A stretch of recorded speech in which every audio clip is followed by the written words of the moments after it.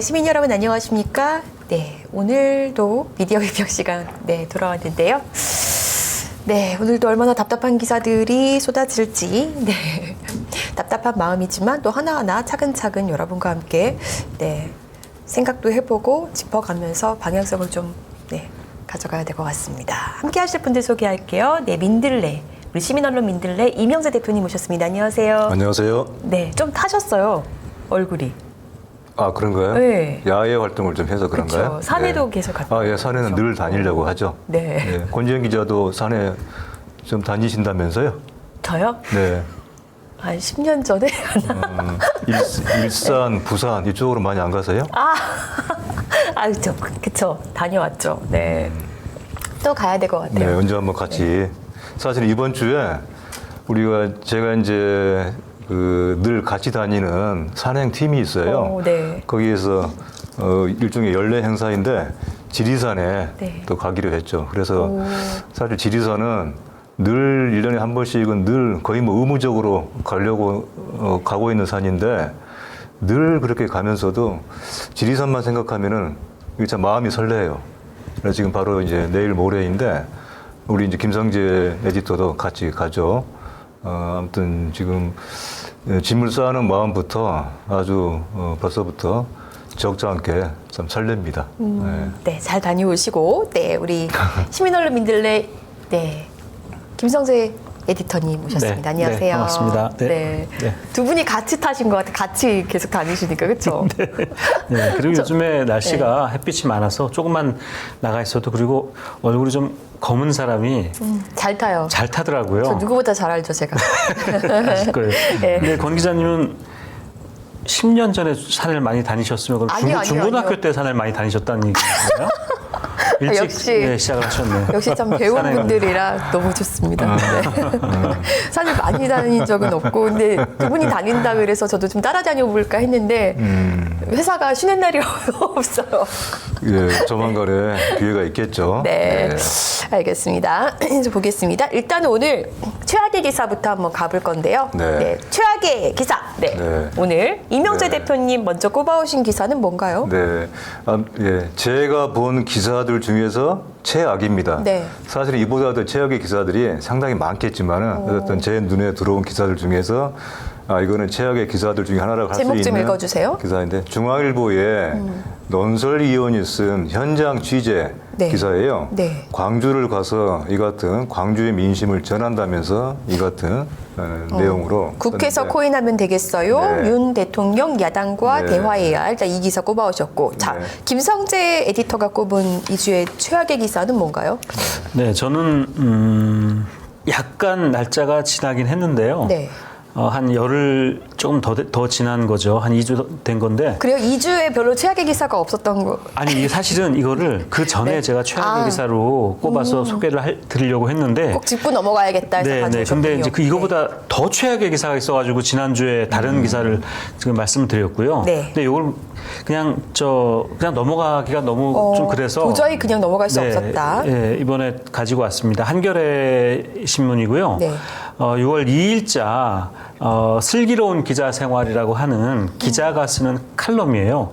평기자가, 현장 기자가 쓰는 칼럼인데요. 좀 어린 기자가 쓴 것 같아요. 기자 생활한 잘 모르겠습니다. 이우연 기자인데 어린 기자인지 그건 잘 모르겠고요. 아무튼 그 문파가 개딸로 바뀌었을 뿐인데 라는 제목의 기사입니다. 네, 알겠습니다. 일단 하나하나 왜 이런 기사들을 모아오셨는지 좀 들어볼 텐데, 일단은 그러면 처음 시작을 누가 먼저 가위바위보로 시작해야 되나? 그러지 말고 우리 그래도 연장자시니까 왼쪽 먼저 왼쪽 먼저 이 기사 제목에 나타나 있는 것이 하나는 이제 코인 문제, 코인 투자 투기라고 지금 보고 있는 언론들에서 그 문제, 이건 민주당에 대한 비판이죠. 이게 국회에서 코인하면 되겠어요? 이게 누가 한 발언이라는 거예요? 이제 광주에서 만난 어떤 시민이 이렇게 얘기를 했겠죠.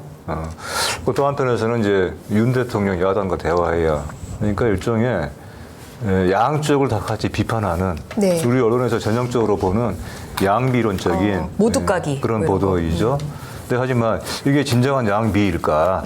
사실은 대개의 경우는 양비론은 그 양비론 속에서 어떤 양비가 아닌 어느 한쪽에 대해서 결과적으로는 한쪽은 뭔가 정당화해주고 다른 한쪽에 대해서는 폄하하게 되는 그런 형식만 양비론일 뿐인 사실은 하나의 편향의 보도 그런 경우가 많은데 이 기사도 그런 전형을 보여주고 있다고 봤어요. 네.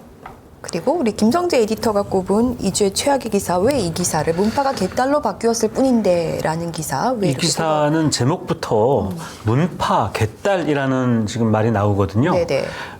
기사를 쭉 읽어보면 제가 읽어보면서 한번 그 카운트를 해봤어요. 네. 뭐냐면 여기 보시면 이제 친노, 친명, 친문, 문파, 개딸 이런 용어가 제가 세봤더니 12번인가 13번이 나오더라고요. 네. 이 짧은 기사에.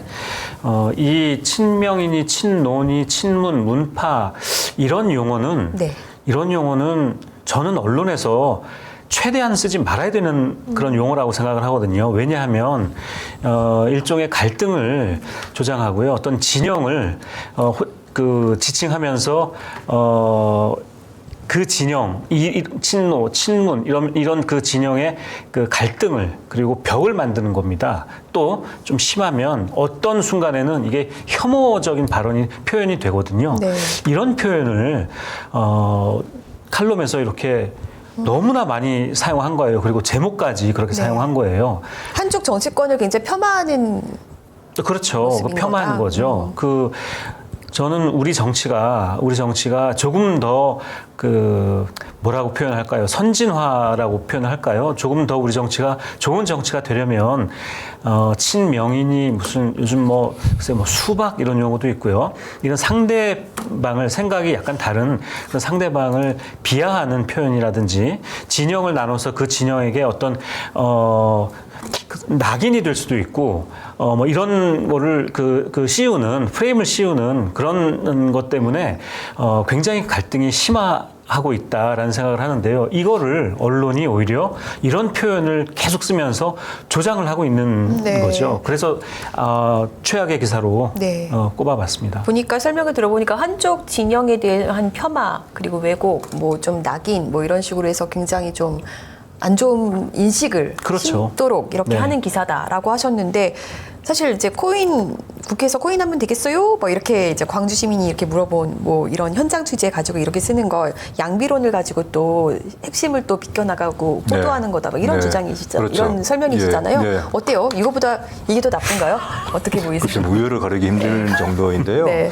약간 이제 왜 최악인지 네. 나쁜 어떤 면들이 각각 다른 것 같아요. 그래서 이걸 평면적으로 비교하기는 쉽지가 않지만은 근데 조금만 제가 네. 이 기사가 왜 최악으로 꼽힐 만한 것인지에 대해서 몇 좀더 가지만 설명하실게요. 설명을 드릴까요? 네. 그러니까 양비론이라고 하는 것이 제가 누차 얘기 드리는 것처럼 그 자체가 사실 그릇된 것은 아니에요. 네. 사실은 양비론이 제대로만 이루어지면은 그것도 훌륭한 언론의 중립적인 보도 태도가 될 수 있어요. 네. 근데 사실 완벽한 양비론은 쉽지가 않죠. 거의 불가능이죠. 그래서 그 양비론이 갖는 그 같은 함정을 경계를 해야 되는데 그래서 흔히 빠지는 함정 내지는 어떻게 보면 함정이라기보다는 고의로 그런 구조를 취하는 것이죠. 이 기사에서 나오지만은 이거는 양쪽을 다 비판하는 것 같지만은 한쪽에 대해서는 망치로 치고 다른 쪽에 대해서는 바늘로 찌르는 정도예요. 한쪽에 대해서는 그냥 맹공을 퍼붓고 본질적인 부분에 대해서 한쪽에 대해서는 아주 주변적인 사안에 대해서 일종의 양념을 치는 식으로 그래서 이것을 마치 양쪽이 다 문제가 있는 것처럼 그렇게 얘기를 하죠. 두 번째는 우리 언론의 정치 관련한 기사에서 특히 참 나타나고 있는 그런 고질 중에 하나가 정치에 대한 냉소주의거든요. 냉소. 근데 이 냉소는 어떤 민심을 그대로 전하는 정도가 아니라 오히려 그렇게 조장을 해요, 언론은. 네. 한국의 언론은. 정치에 대한 무관심, 냉소, 외면을 조장을 하죠. 집요하게 조장을 하죠. 특히 선거를 앞두고는 그 같은 냉소 조장 보도가 아주 극성이죠. 근데 이제 서서히 선거가 다가와서 그런가요? 앞으로 이런 식의 보도가 많을 텐데 하나의 그것을 지금 그 좋은 하나 예로서 예고편 같이 이렇게 보여지는 것 같은데, 냉소라고 하는 것이 한국 언론의 또 그리고 한국 언론을 통한 지배 권력, 현실에 있어서의 지배 권력의 양식이에요. 좋은 양식. 그 냉소를 퍼뜨리면서 그 냉소를 먹으면서 권력을 키우는 것이죠. 그런 점에서 냉소적 반응 맡아 여야 모두 짜증난다 이런 식의 보도는 이 정치에 대해서 사람들이 관심을 끊게, 그래서 어떤 시비의 판단을 하지 않게 하는, 그래서 마치 이것이 국민들의 어떤 일반적인 어떤 여론이자 또 이것이 당연한 것처럼 얘기하는 것에서 매우 참 악성의 기사이다 그 생각이 들고, 세 번째로는 여기 보면은 특히 이제 호남을 가서 네. 호남 지지율이 대폭 하락했다라고 하는 것을 지금 보여주고 있는데, 실은 제가 보기에 이건 지극히 정상적인 현상이에요. 호남 사람들의 민주당에 대한 이런 그 뭐랄까 지지와 비판은 매우 비판적인 지지예요. 사실은 그쵸. 이성적인 지지이죠. 상당 부분. 그래서 지금 민주당이 상당히 많이 비판을 많이 받을 만한 게 있죠. 근데 그 비판은 사실 양면이 있는 것입니다. 제대로 일을 못하기 때문에 지지를 보낼 만큼의 그만큼의 성과를 못 내고 어떤 본연의 민주당에 대해서 기대하는 것만큼의 모습을 보이지 못하기 때문에 한편 비판이고 또 한편에서는 압력이거든요. 기대이기도 하고. 근데 이것을 마치 그런 민심 자체가 외면하고 있는 것처럼 그런 식으로 얘기를 하고 있는 것이죠. 그런 점에서도 이 기사가 나쁜 점이 있고요. 네. 자, 마지막으로는 이걸 지금 쓴 게 누굽니까? 논설위원이네요. 논설위원. 우리나라의 여론을 이끈다고 하는 대형 언론사의 논설위원이 어떤 사안을 바라보는 시각이 깊이와 넓이가 이 정도예요. 이 정도의 시각을 가지고 논설이라고 하는 것을 쓰고 있고 대중들을 향해서 뭔가 계몽을 한다라고 아마 생각할지 모르겠지만은 이거 대중을 계몽하기 전에 대중에게 뭔가를 가르치기 전에 자기 자신에 대한 계몽부터 먼저 좀 해야 되겠다 그런 얘기를 하고 싶네요. 네, 알겠습니다. 근데 최악의 기사 그 양비론 아까 말씀을 하시면서 그 한쪽은 망치라고 하셨나요? 망치라고 하셔. 한쪽은 바늘이라고 얘기하셨는데. 여기는 근데 한쪽만 때렸잖아요. 네, 그렇죠. 네. 아니 근데 정말 그 제목을 보니까 너무 그 악의적인 이런 망치와 바늘의 차이가 뚜렷한 것 같아요. 그러니까 이재명 리더십에 대해서는 장악력이 부족하다. 이거는 아주 치명적인 그 야당 대표의 치명적인 뭐 이런 부분이고요. 윤석열 대통령이 60항쟁 기념식 불참했다. 이건 정말 이건 뭐 그렇게 크게 이게 물론 좀 문제이긴 하지만 윤석열 대통령에게 뭐 치명적이거나 뭐 이런 사실 윤석열 대통령의 치명적인 어떤 비판은 할 게 너무나 많지 않습니까? 그렇죠. 네. 훨씬 더 그러니까 뭐 외교 문제라든지 외교 문제는 이거 얼마나 중요한 문제입니까? 우리 국가의 운명이 걸린 문제인데 지금 거듭되는 외교 그 굴욕 외교를 비롯해서 외교 그 실책 이런 부분들이 굉장히 많은데. 얼마 전에 60항쟁 기념식 불참했다. 이 문제를 지적을 하면서 야당 대표는 장악력이 부족했다. 이거는 이 글을 쓴 중앙일보 논설위원회 어떤 그 의도가 너무 이렇게 속내가 비춰지는 그런 그 악의적인 그런 글인 것 같습니다. 근데 제가 이제 보기에도. 이재명 대표의 어떤 장악력 문제는 사실 주변의 어떤 상황이나 이런 것도 좀 고려해야 되고 이거는 평가의 문제인 거고 제가 볼 때 네. 60항쟁 기념식에 불참한 거는 팩트잖아요. 안 갔어요. 그리고 네. 이 외에도 사실은 너무나도 비판할 게 많은데 가장 조금 지엽적인 거. 네, 지엽적인 오히려. 문제를 짚었고 이런 게 정말 보니까 말씀 들어보니까 너무 악의적이네요. 그렇죠. 네. 이 글을 쓴 기자의 시각 자체가 지엽적인 것이죠. 네. 지적인 수준이라고까지 하면 너무 좀 미안한 말인가요? 하지만 어쨌든 결과물은 그렇습니다. 일부러 그럴 이런 것 정도의 같긴 글을 한데. 가지고 네. 논설이라고 하는 것으로 또 내세우고 있고 한국의 여론을 이끄는 뭐 대표 신문 중에 하나이다라고 한다는 거 참 좀 저로서는 민망합니다. 얘기 듣다 보니까 어떻게 여기에 대한 부연 설명을 막 하실 수밖에 없는 상황이다 보니까 네. 좀 더 이 기사가 더 화가 나나 보시죠? 네, 네, 예. 제가 네. 그 사실 이 칼럼을 자세히 읽어보지 못했지만 네. 제목만 딱 봐도 네. 이거는 그 역시 전형적인 이른바 보수 언론들이 네. 그 만들어내는 전형적인 그 프레임인 것 같아요. 양비론 그리고 양비론을 빙자한 야당 때리기 그리고 그 뭡니까 그 정치에 대한 혐오 네. 조장 이렇게 해서 이거 딱 보니까 선거가 얼마 안 남았구나 이런 생각이 드네요. 정치 혐오 조장할 때쯤 되면 선거 시작되는 거거든요. 네. 오히려 이 뭐 문파가 개딸로 바뀌었을 뿐인데라는 이거는 사실 사람들이 조금 더 명확하게 한쪽만 이렇게 때리는구나 이렇게 좀 볼 수 있는 반면에 또 여기는 오히려 네. 좀 호도되기 또 쉬운 측면도 듣다 보니까 있는 것 같네요. 네, 근데 제가 이 문파가 개딸로 바뀌었을 뿐인데 이 기사를 사실은 한겨레 기사거든요. 네. 한겨레 기사인데 다른 언론들도요.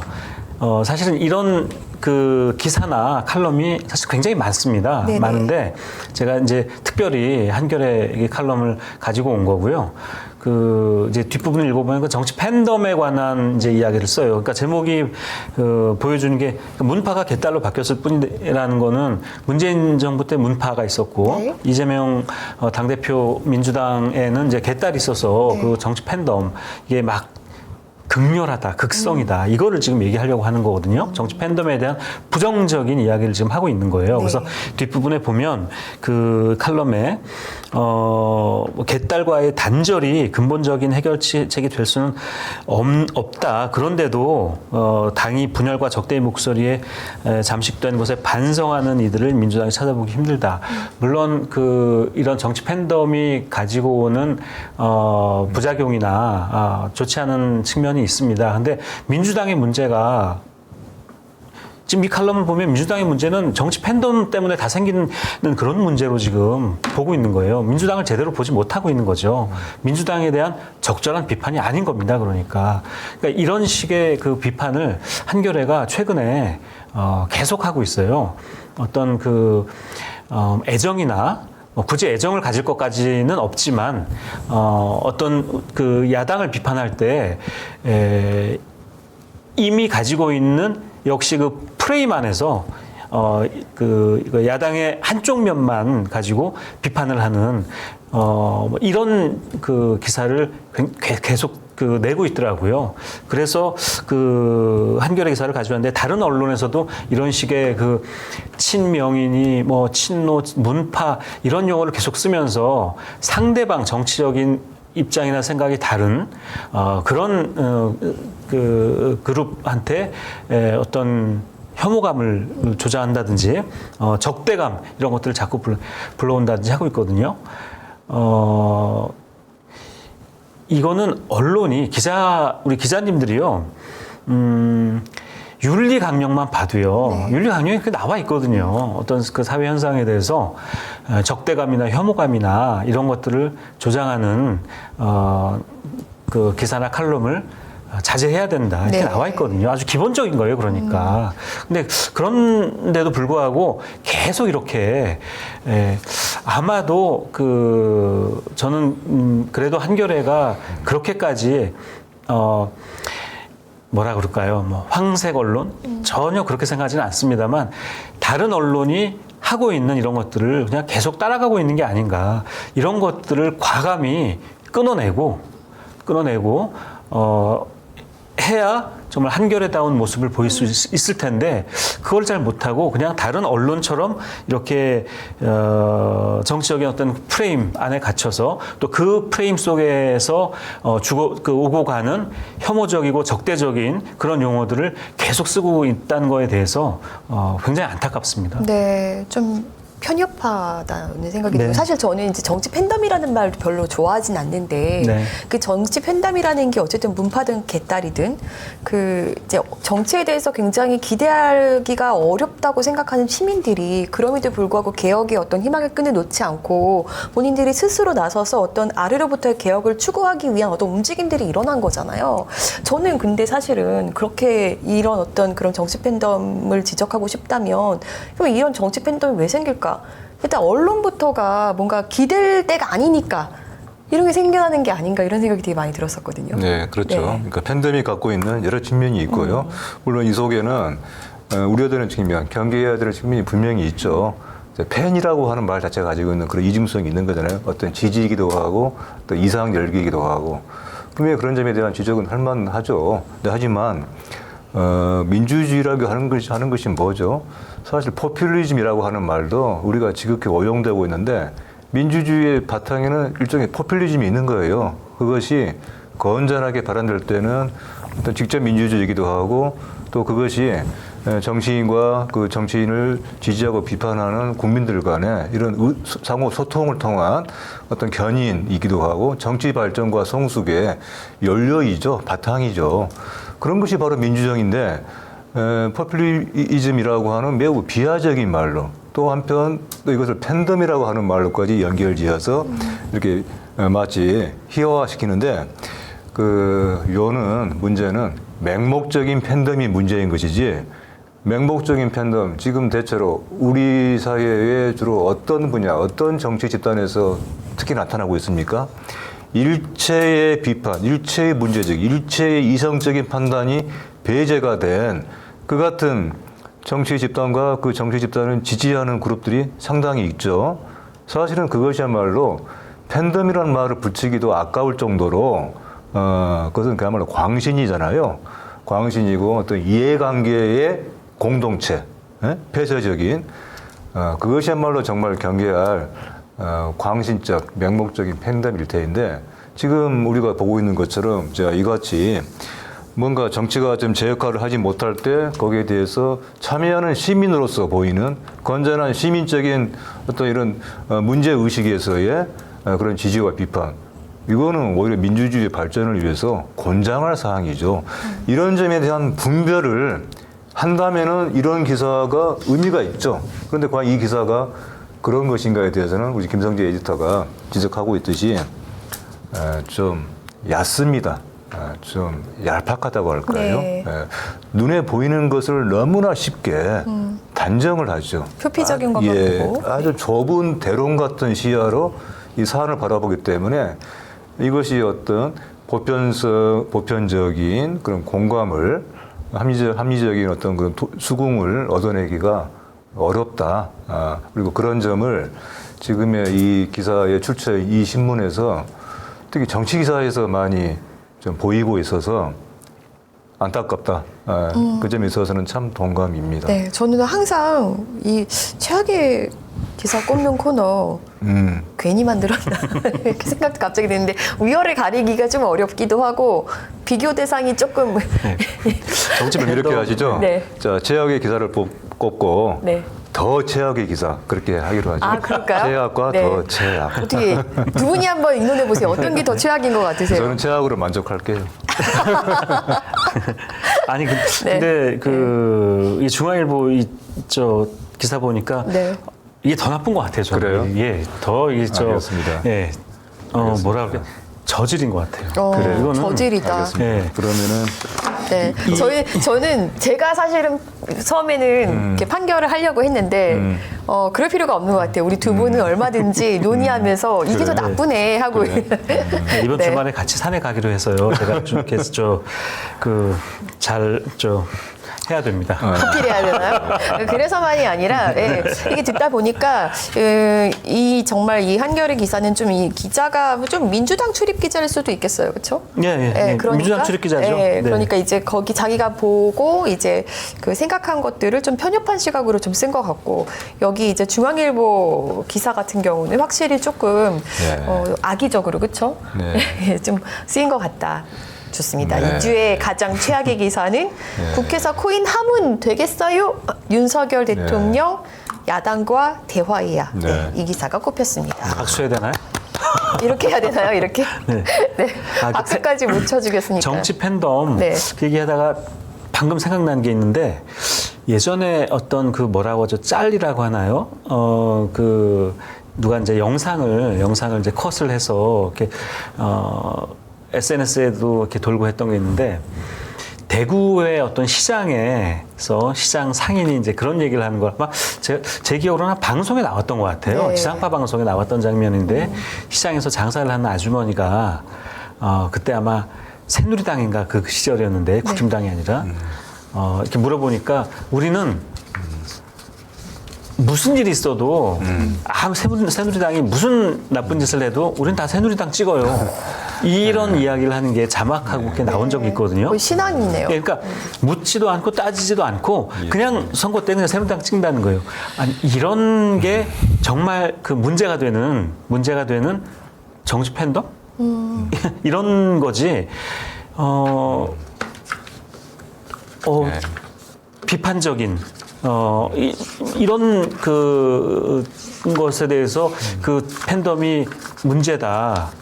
이렇게 우리 기자님들이 그렇게 생각하지 않으셨으면 좋겠어요. 좀 제발. 네. 네. 그러네요. 네, 그러네요. 맹목적인 것과 네. 비판적 지지와 좀 다르죠. 네. 네, 이런 것들을 가려야 될 것 같고요. 네, 다음 보겠습니다. 이 사진을 가져오셨어요. 네, 네. 이 사진을 보면 네, 네. 어떤 게 이 느껴집니까? 사진이 일단 어떤 사진인지 설명 좀 해주세요. 네, 이게 이제 네. 윤관석 그 이성만 의원에 대한 국회에서의 그 체포 동의안 네. 부결 과정에서 찍힌 사진인데요. 저 사진을 보면서 어떤 생각이 드세요? 어떤 느낌이 드세요? 이것은 저게 이제 어느 신문의 일면에 실린 사진이에요. 네. 사진을 통해서 많은 걸 얘기합니다. 네. 사진 속에는 한동훈 장관 많은 화났어요. 이야기가 담겨 있어요. 심통나는 표정. 자, 지금 이게 네. 어떤가요? 그러니까 이게 이제 사진을 바로 보는 눈을 우리가 길러야 돼요. 독자들이 이게 무심코 지나치기 쉬운데 저 사진의 구도를 보면요. 일단 왼편에 저 한모 씨가 앉아 있죠. 네. 법무부 장관이라고 하는 이름으로 불리는 직함으로 불리는 한모 장관의 시선은 어디를 향하고 있죠? 앞을 보고 있네요. 앞이면서 또 위쪽이죠. 네. 위쪽이죠. 반면에 오른쪽의 사진은 어떻게 보고 있죠? 아래를 향하고 있는 게, 있죠. 예. 자, 앉아 있고 서 있고의 차이도 있고 네. 뭔가 어떤 전체적인 지금 처하고 있는 이 몸짓, 네. 몸의 저그 모양은 어떤가요? 한쪽은 매우 고뇌하는 표정이죠. 네. 고뇌.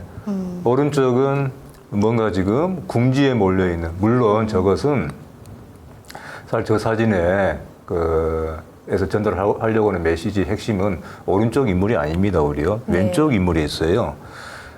뭔가 지금 나라를 위해서 네. 국회에서 어떤 정당한 법을 집행하려고 하는 것에 대해서 확고한 신념을 가지고 있는 사람이 저렇게 고뇌하고 있는 모습을 보여주려고 한다고 하는 인상을 드러내고 있어요. 근데 네. 제가 좀 눈이 잘못해서 그런지 모르겠는데 네. 그냥 심통난 것처럼 보이는데. 저는 또 네. 좀 달라요. 심통난 게 네. 아니라 네. 지금 손가락을 이렇게 그 끝을 이렇게 잡고 있잖아요. 네. 이런 자세로 그 윤관석 의원 옆에 지나가는데 앞을 응시하고 있는 저 모습이 표정이 아주 뭐라고 할 거예요. 당해봐라. 한번 당해봐라. 네. 자, 내 손에 한번 당해봐라.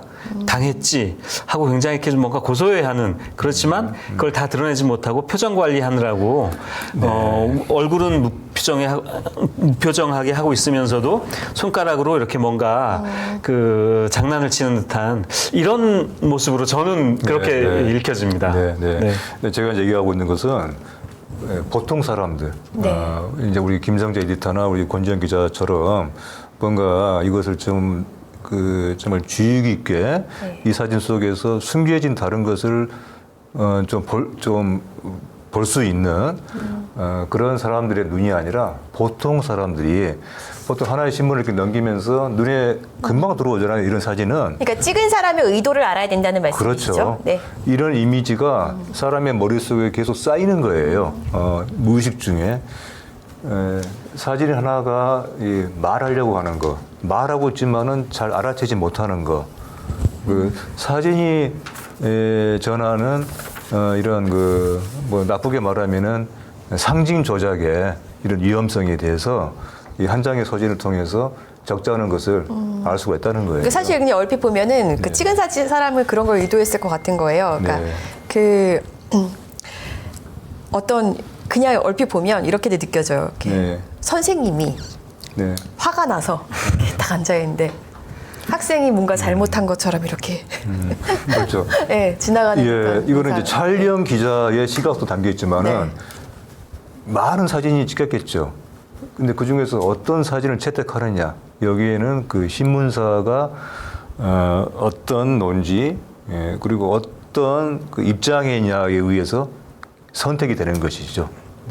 이게 그냥 단순하게 이 사진 보기 좋다 이런 그런 정도의 판단으로 사진이 선택되지는 않거든요. 특히 일면에 실리는 사진은 그런 점에 대해서 한번 생각해 보자 하는 차원에서 제가 좀 설명을 드렸습니다. 예. 네. 이 기사는 이 기사였죠. 중앙일보에 네. 더 뚫리면 안 된다. 같은, 방탄민주당 네. 돈봉투 체포안도 막았다. 네. 라는 제목의 기사고 네. 여기 실린 사진이었어요. 네. 좋은데요? 사진을 보는 안목도 정말 길러야 될 것 같고 그 네. 실은 그 언론사의 의도 네. 이런 것도 그렇죠. 좀 우리가 알아가야 될 것 같습니다. 그렇죠. 네. 네, 중요한 얘기인데 이번 주도 안 하고 넘어갈 수가 없어요. 네. 오염수 투기 관련해서 그러니까 저희는 이제 그 방류 아니고 투기라는 표현을 쓰기로 했거든요. 아, 네. 네, 오염수 투기 관련해서 투기. 네, 네. 민들레가 기사를 냈어요. 핵 오염수 일본에 보관하라. 네. 한 목소리 낸 제주 시민. 네. 네. 저희들이 뭐 민들레는 핵 오염수 문제에 대해서 아주 뭐 집중적으로 보도를 하고 있는데요. 네. 지금 보고 있는 이 기사는 이봉수 제주 민들레 통신원이라고 할 수 있는 우리 이봉수 교수님이 네. 제주에서 현지 취재를 아주 열심히 취재를 해서 보내온 기사입니다. 네네. 이 기사 속에 지금 많은 언론에서는 볼 수 없는, 들을 수 없는 그런 어민들의 이런 후쿠시마 오염수, 핵 오염수에 대한 어민들의 생생한 민심을 볼 수가 있는 거예요. 네. 예. 제주 시민들은 아주 분노하고 있고, 이 기사의 마지막 대목에 나오죠. 이 발췌한 부분에 우리가 먹고 사는 바당에 오염수를 버린다니. 우리도 고기도 다 죽게 생겼다. 아무튼 붕괴한 이런 여러 가지 붕괴하는 모습들을 쭉 이렇게 아주 상세하게 취재를 해 오셨죠. 이것이 바로 지금 핵 오염수에 대한 우리 어민들의 목소리일 거예요. 근데 어민들이 후쿠시마 오염수가 문제가 있다라고 하는 것에 대해서 그런 말을 한 전문가를 마치 어민들에게 피해를 준 것처럼 그렇게 지금 매도하고 있잖아요. 네네. 뭐 진실이 어느 편에 있는가를 우리 이봉수 교수께서 아주 그 발품을 팔아가면서 취재한 이런 현장 취재를 통해서 우리한테 보여주셨어요. 저희 그 김준수 기자가 네. 이 단체 관계자랑도 통화를 해서 오늘 네. 아마 기사가 나갈 텐데 네. 그 관계자 말은 그건 거예요. 그러니까 왜 우리 어민들이 네. 다 힘들어지지 않냐 계속 네. 이렇게 어렵다 하면 네. 그 이제 우리도 방류는 근데 반대한다. 그러면 이제 사실 방류 반대하는 집회도 같이 나가서 목소리 대고 막 그래야 될 거 아니에요. 근데 그런 데는 또 안 나가시겠대요. 그래서 되게 이런 모순적인 모습을 보이는 이런 내용으로 네, 저희 김준수 기자가 잘 취재를 해왔던데 그러니까 사실은 어떻게 보면은 이런 국민 안전과 생명 그리고 미래 세대와 직결된 어떤 문제까지도 정쟁으로 몰고 가는 상황인 거고 여기에 협력하고 부역하는 또 사람들이 일부 있는데 이게 뭔가 그 어민들의 전체 목소리인 것처럼 호도하고 이렇게 되는 현실이 너무 그렇죠. 안타까운데 네. 그런 와중에 또 민들레가 이런 좋은 기사를 내주셨네요. 진짜 제주 시민들의 찐 목소리. 한국 연안어업인 중앙연합회가 얼마 전에 여기 나왔군요. 서근열 서근열 교수를. 교수를 고발하고 네. 이 오염수 방류에 관한 뭐 괴담 퍼뜨리지 말아라 뭐 이렇게 주장했던 그 단체인 네, 거죠. 맞습니다. 네. 저도 그때 기사를 보고 아니 이 단체는 어업인 단체인데 어떻게 그런 주장을 할 수가 있지라고 굉장히 의아해했는데 지금 권 기자님 얘기 들어보니까 그래서 그렇구나 이런 네. 생각이 드네요. 네. 뭔가 정치적인 이해관계에 따라서 이런 것 같고 네. 또 우리 김준수 기자 취재해온 걸 보니까 요즘에 그 어민들도 그래서 그 정치 성향에 따라서 이렇게 갈렸다. 이런 얘기도 좀 들어볼 수 있었거든요. 네. 근데 이렇게 이런 건까지도 정쟁으로 몰고 가나 너무 답답하고 이따가 이제 조선일보 기사도 네, 네. 과거 기사들 막 가져와 주셨더라고요. 그런 것들을 보면 이런 어떤 정말 안전과 관련한 국민 먹거리, 생명 문제까지도 정쟁으로 몰고 가는 어떤 일부 정치권 그리고 언론의 행태를 좀 볼 수 있을 것 같아요. 이게 지금 제주에서 시위를 한 거죠. 제주 어민들이. 근데 제가 이렇게 기사를 검색을 쭉 해보니까 사실은 전국에서 지금 어민들이 이런 방류 반대 집회를 하고 있더라고요. 그런데 주요 언론에서는 그게 거의 지금 보도가 안 되고 있어요. 그래서 저도 몰랐어요. 그래서 제가 좀 아까 말씀드렸던 것처럼 이 한국 연안어민 중앙연합회 같은 어민 단체들이 그냥 가만히 있는가 보다, 목소리를 내지 않는가 보다라고 생각을 했는데 기사를 검색을 해보니까 지역 언론이나 군소 언론에서는 보도가 됐는데 주요 언론에서는 거의 보도가 안 되고 있었던 거예요. 그렇죠. 그거 저도 그냥 몰랐던 거예요. 그러니까 독자들은 일반 독자들이나 TV를 보는 시청자들도 그런 사실 지금 모르고 있다는 거죠. 그걸 보도를 안 하니까. 이럴 때 정말 언론의 역할이 이 어민들 또 어민들뿐만 아니라 수산물을 가지고 생계를 하는 식당이라든지 이런 걸 하시는 굉장히 많은 분들이 있지 않습니까? 이런 분들의 목소리를 적극적으로 담아서 알리고 해야 되는데 주요 언론들이 그걸 안 하고 있는 거예요. 막상 방류되고 나서 나중에 가서 그 피해가 막 확산하면 또 네 탓이니 내 탓이니 할 겁니까? 일단 이거는 막아야죠. 네. 경향신문이 그런 가운데 일본 국립연구소도 오염수가 어패류에 영향을 준다. 이런 기사를 냈네요. 네, 이건 오늘 아침에 보도된 내용인데요. 지금 여러 언론에서 이 오염수가 어패류 수산물에 영향을 주느냐 안 주느냐 또 지금 하여튼 논란이 굉장히 많지 않습니까? 아까 과학적인 어떤 검증에 대해서도 논란을 벌이고 있고 이를 삼중수소가 알프스에 의해서 걸러지느냐 안 걸러지느냐 또 방류를 했을 때 그게 어느 정도 침전이 되느냐 또 반감기가 언제냐 이런 거 가지고 과학적인 논쟁도 막 벌이고 있는데 우리 언론에서는 대체로 그런 과학적인 논쟁에 관한 기사나 전문가 칼럼이나 이런 거를 찾기가 좀 힘들었고 별로 보도가 없었는데 경향신문에서 오늘 아침에 우리나라 연구소도 아니고 일본 국립연구소입니다. 네. 일본 환경성 국립환경연구소에 있는 연구원이 이걸 냈다는 건데요.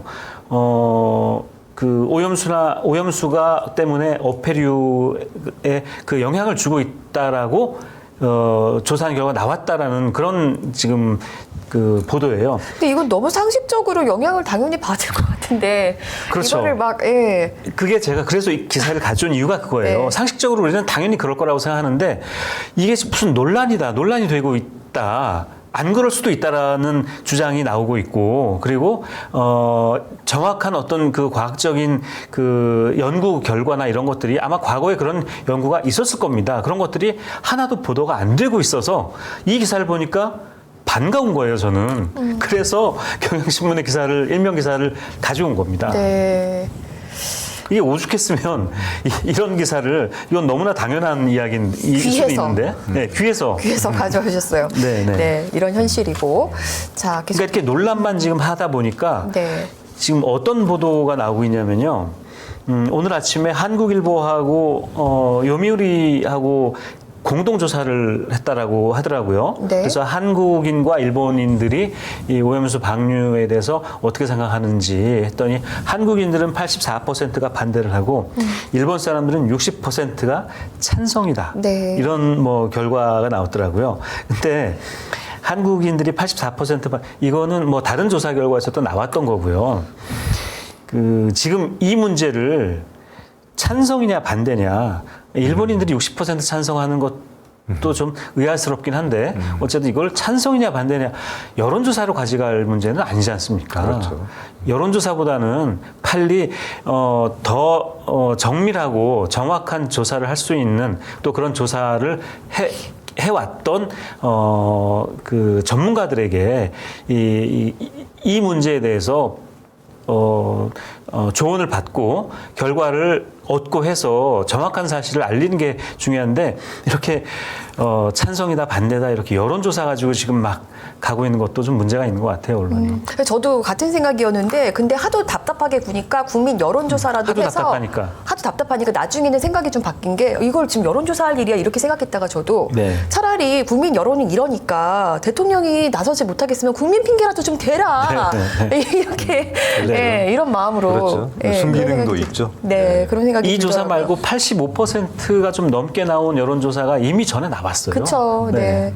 근데 그걸 다 무시하고 있는 거 아닙니까? 그리고 그러네요. 무시하면서 이제 어떤 논리로 무시를 하냐면 괴담이다, 선동이다 이렇게 무시. 그래서 국민들이 그런 괴담과 선동에 속아서 85%나 높은 그런 그 반대가 나오고 있는 거다. 이렇게 지금 정부가 지금 우기고 있는 거죠. 그렇죠. 그러면서 서로 이제 나도 마시겠다. 네. 꼭 마시기 바랍니다. 진짜. 제가 꼭 갖다 주겠습니다. 아니, 저희가 그런데, 네. 그래서 그런 발언한 사람들만 지금 하나하나 다 적어두고 있어요. 네. 아니 그런데 그 오늘 아침인가요? 그 오세훈 서울시장 그 얘기 들으셨죠? 어떤 얘기? 오세훈 서울시장이 그 시정 질문, 저 국회는 국정 질문이니까 서울시는 시정 질문이겠죠.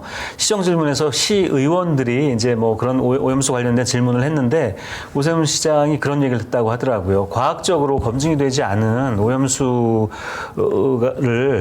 국민들이 저 오염수 방류에는 절대 반대한다. 이렇게 오세훈 시장이 이야기를 했다는 거예요. 네. 저 그거 보고 깜짝 놀랐어요. 아니 저분이 왜 저러지? 이런 기사 있었네요. 중앙일보 기사인데 오염수 마실 거냐? 마시겠다. 네. 한국 대정부 질문의 수준. 네. 자, 이것도 좀 전에 아까 우리가 최악의 기사로 선정했던 네. 바로 그 신문에 또 바로 같은 네. 위치에 있는 논설실에서 네. 작성한 사설입니다. 이 사설을 보고 아까 제가 최악의 기사에 대해서 제가 얘기했던 것과 센터일보. 비슷한 생각이 드는 네. 글이에요. 네. 이런 정도의 글을 가지고 이걸 논설이라고 사설이라고 내놓는가? 이 제목에 뭐라고 나와 있죠? 한국 대정부 질문의 수준이라고 나와 있죠. 네. 자, 이런 수준의 글을 가지고 네. 이걸 사설이라고 할 수가 있는가? 조금만 들어가 볼까요? 이 사설은 이렇게 얘기를 해요. 지금 국회에서 오염수에 대한 그 야당의 추궁에 대해서 서로 이제 설전이 벌어졌겠죠. 근데 이것을 말이에요. 어떤 그 민생의 현장을 외면한 그런 말싸움으로 보고 있어요. 이 이상의 민생의 현장이 어디 있습니까? 핵오염수 이상의 민생의 현장이 지금 얼마나 있을까요? 그리고 이것은 마치 천일염 풍기 현상이 빚어지고 있고 어민들의 피해가 현실할 가능성도 크다. 자, 천일염 풍기 현상이 빚어지게 하는 것을 누가 이렇게 조장하고 있는가? 누가 초래하고 있는가? 그리고 그렇게 초래하고 있는 그런 그 사람들을 또 그렇게 뒤에서 힘을 불어 넣어주고 있는 것은 과연 자기 자신들은 아니라고 할 수 있는가? 언론 자식이 자신은 아니라고 할 수 있는가? 마치 이것을 뭐 남의 얘기를 남의 잘못으로 벌어진 일처럼 이렇게 지금 얘기를 하고 있죠. 문답의 수준은 정말 실망스럽기 짝이 없다라고 했는데 이건 이제 동시에 여와 야를 동시에 비판하고 있는 거죠. 이건 역시도 양비론, 사실은 양비론이 아닌 가짜 양비론이기도 하고 또 하나는 정치에 대한 냉소 이거를 또 여지없이 보여주고 있는 것이어서 사실은 이것도 아까 봤던 최악의 기사 못지않은 또 다른 최악의 조건을 갖춘 기사이다. 이렇게 얘기를 하고 싶어요. 이 언론 중앙일보는 아까 그 기사도 그렇고 저는 이게 더 나빠 보이는데요, 지금. 그러니까 네. 양비론과 정치 냉소 그쪽으로 방향을 잡은 것 같은데요. 그러네요. 그렇죠. 논조를. 예, 그래서 이제 이것이 어떻게 이 사안을 그러니까 이 사안에 대한 바른 시각을 이렇게 오염시키는 거예요. 언론이 이렇게 겸유하는 방식으로 그것의 하나의 또 단면을 보여주고 있습니다. 오염수가 아니라 오염지네요. 오염지. 오염 신문 오염지. 네. 네, 이런 가운데 조선일보가 조선일보에 대한 비판을 또 민들레가 해주셨어요. 핵 폐기물 해양 투기 반대 외쳤던 조선일보의 두 얼굴. 네, 네. 아, 이게 조선일보 비판하는 게 이제 시청자 여러분들도 약간 좀 짜증이 나실 수도 있을 것 같고 또 조선일보냐 이제 이렇게 얘기하실 수도 있을 것 같은데 저도 정말 짜증이 납니다. 근데 어쩔 수 없습니다. 그리고 이번에는 사실은 제가 말씀드리고자 하는 건 꼭 조선일보를 비판하려는 건 아니고요. 물론 조선일보를 비판하고 있는 거고요. 조선일보를 비판하는 것만은 아니고 언론의 말바꾸기. 네. 이라는 것에 대해서 좀 말씀을 드리고 싶어서 이렇게 좀 자료를 찾아가지고 기사를 제가 썼고요. 가져왔는데 그러니까 지금이랑 조선일보가 과거에 좀 달랐던 거죠? 네. 네. 상반된 거죠. 다른 정도가 아니라. 언론이 말바꾸기를 한다는 거는 저는 있을 수 없는 일이라고 생각을 해요, 사실은. 네. 만약에 그러니까 논조를 바꾼다든지 입장을 바꾸려면은 왜 바꿔야만 했는지에 대해서 설명을 하고 사과도 할 수 있으면 해야 되는 것이고요. 그런데 언론이 대체로 설명도 없고 사과도 없이 그냥 좀 지나면 말을 바꿔버려요. 태세전환. 네, 태세전환인 거죠. 일반인들은 그걸 잘 모르죠, 이제. 일반 독자들은. 예전에 그 언론이 자기가 구독하던 신문이나 즐겨보던 언론이 어떻게 주장을 했는지 다 기억하지 못하니까 일반인들이 잘 모르죠. 그냥 넘어갑니다. 그런데 이제 아는 사람들은 다 알죠. 언론계 또 기자들은 다 알죠. 아니, 작년에 재작년에는 이런 주장이었는데 왜 갑자기 왜 저러지? 이제 이런 일들이 벌어지는 건데요. 이거는 한마디로 독자와 국민들을 아주 우습게 보고 말 바꿔도 모르겠지? 국민들은 바보 같으니까 모르겠지? 이렇게 바보 취급을 하고 우롱하고 기만하는 거예요. 그리고 그런 것 때문에 언론이 신뢰도를 그쵸. 자꾸 까먹는 거고요. 자, 그럼 오염수 해양 투기 관련해서 우리 조선일보가 과거에는 얼마나 지금과 네. 상반된 기사를 냈었는지 한번 보겠습니다. 첫 번째 화면을 한번 볼까요? 저 굉장히 옛날 신문처럼 보이시죠? 네, 이거 언제 신문이에요? 1993년 10월 20일 신문인데요. 네. 1993년이면은 굉장히 오래된 30년 딱 30년 전이었습니까? 전이죠. 30년 전이면 권 기자님은 안 태어나셨을 텐가? 잘 모르겠습니다. 그랬다고 믿고 싶습니다. 네. 네, 믿음의 영역으로 갑시다, 우리. 네, 30년 전인데요. 30년 전인 93년에 무슨 일이 있었냐 하면 러시아가 핵 폐기물을 러시아에도 핵발전소, 원자력 발전소가 있잖아요. 핵발전소에서 쓰던 장갑이니, 옷이니, 또 거기 쓰던 뭐 하여튼 여러 가지, 그 물품들, 이런 핵 폐기물들을, 담아서 어디다 버리겠다라고 했냐면 동해바다에 버리겠다라고 한 거예요. 그래서 그때 발칵 뒤집혔죠. 우리만 발칵 뒤집힌 게 아니라 미국도 반대를 했고, 특히 일본도 아주 극렬하게 반대를 했어요. 또 IAEA 이걸 또 가지고 와가지고 국제사회에서 이거는 있을 수 없는 일이다. 이런 여론들이 이제 만들어졌어요. 그래서 그거와 관련해서 조선일보가 93년에 이제 이렇게 보도를 한 겁니다. 왼쪽에 사설을 보시면 러시아의 범죄적 핵투기 이런 제목이에요. 그래서 그 핵 폐기물을 동해바다에 버리는 것을 범죄적 행위다. 이렇게 비판하고 나선 거죠. 그렇죠. 그 밑에 기사를 보시면 방사능 생선회 먹게 됐다. 들끓는 일본 열도. 일본이 지금 일본도 막 난리 난 거예요. 네. 근데 웃기지 않습니까? 그랬던 일본이 지금 그러니까요. 오염수를 주범이 네. 버리겠다라고 하고 있으니까 네. 이런 기사들이 나왔었고요. 네, 그래서 좀 빠르게 보겠습니다. 네, 또 그 다음 걸 보시면요. 네. 이거는 10월 21일, 그러니까 그 다음 날 사설입니다. 조선일보. 국민의 핵 불감증. 네. 이렇게 나오죠. 국민들이 지금 이 사안이 얼마나 심각한 건지 모르고 있어요. 조선일보가 굉장히 지금 막 알리고 싶은 거예요. 알리고 싶어요. 네. 네. 이 사설을 보면은 어떤 표현이 나오냐면요. 기사와 사설을 보시면, 러시아 러시아가 각국의 항의를 받고서도 다시 그런 행위를 한다는데 경악하지 않을 수 없다. 이런 표현을 써요. 조선일보에 이렇게 네. 조선일보가 경악한 거예요, 지금. 네. 러시아 핵폐기에 대해서. 조선일보의 태세전환에 경악하지 않을 수 없습니다. 저는 정말. 네. 그리고 분노한 국민 여론을 무마할 대책이 없다. 국민이 지금 분노하고 있다는 거를 또 조선일보가 좀 이렇게까지 강조하고 있는 거고요. 그러니까 핵물질 투기가 이때는 너무 경악할 정말 이런 일이었는데 지금은 네. 너무 안전한 거예요, 지금. 네. 그렇죠? 이거 다음 화면도 잠깐 그 자료 화면을 보시면, 그러니까 역시 이제 21일 그날 기사인데요. 보시면 일본이 동해 방사능 오염 조사를 했는데 뭐 이렇게 분석을 했다라는 거하고 그 다음에 보시면 주변국을 무시한 여론 분노 촉발하고 있다. 이제 이런 기사도 나오죠. 어떻게든 조선일보는 지금 이 상황에 대해서 여론이 지금 분노하고 있고 경악스럽고 이러면서 굉장히 비판적인 러시아를 비난하는 그런 논조의 기사를 이틀 연속으로 굉장히 사설까지 해서 굉장히 많이 썼고요. 자료 화면이 또 있는지 네, 모르겠습니다만은 또 있나요? 네. 보시면은 저 조선일보 그 여론광장이라는 그 독자 지면이에요. 네. 그래서 독자들이 의견을 보내온 건데 여기 보면 맨 왼쪽에 그런 게 있죠. 러시아 핵 폐기물 투기 파렴치함에 분노스럽다라는 독자 네. 칼럼도 지금 받아놨고요.